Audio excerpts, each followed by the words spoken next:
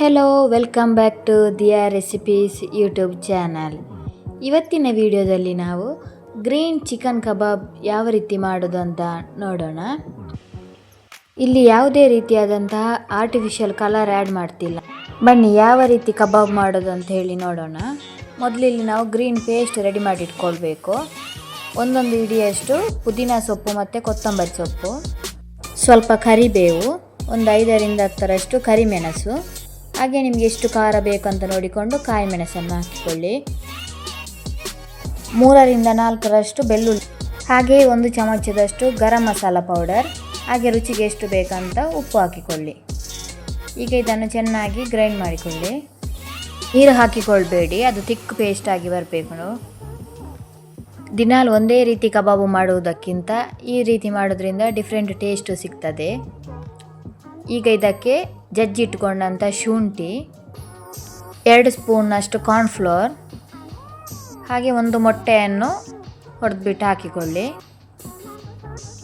ಹಾಗೆ ಸ್ವಲ್ಪ ಅರಶಿನ ಪುಡಿ, ರುಚಿಗೆ ಉಪ್ಪು ಬೇಕಾ ಅಂತ ನೋಡಿಕೊಂಡು ಹಾಕಿಕೊಳ್ಬೋದು. ಚೆನ್ನಾಗಿ ಕಲಸಿ ಇಟ್ಕೊಳ್ಳಿ ಇದನ್ನು.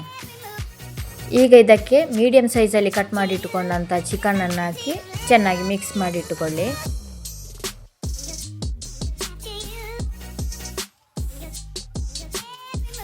ಮ್ಯಾರಿನೇಟ್ ಮಾಡಿ ಆದಮೇಲೆ 1 ಗಂಟೆ ಆದರೂ ಅದನ್ನು ಹಾಗೆ ಇಡಬೇಕು. ಚಿಕನ್ಗೆ ಉಪ್ಪು ಖಾರ ಎಲ್ಲ ಚೆನ್ನಾಗಿ ಹಿಡಿದಿಟ್ಕೊಳ್ತದೆ.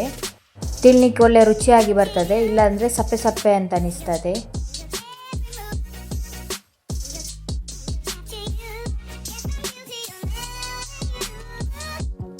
ಈಗ ಒಂದು ಬಾಣಲೆಯಲ್ಲಿ ಎಣ್ಣೆ ಬಿಸಿಗೆ ಇಟ್ಟು ಅದಕ್ಕೆ ಒಂದೊಂದೇ ಪೀಸನ್ನು ಹಾಕಿ ಚೆನ್ನಾಗಿ ಲೋ ಫ್ಲೇಮಲ್ಲೇ ಬೇಯಿಸಿಕೊಳ್ಳಿ. 2ರಿಂದ 3 ನಿಮಿಷ ಬೆಂದರೆ ಸಾಕಾಗ್ತದೆ.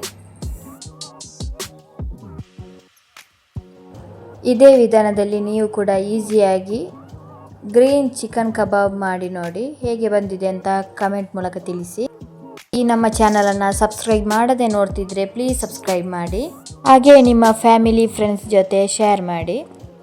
ವಿಡಿಯೋ ಇಷ್ಟ ಆಗಿದ್ದರೆ ಪ್ಲೀಸ್ ಒಂದು ಲೈಕ್ ಕೊಡಿ. Thank you for watching.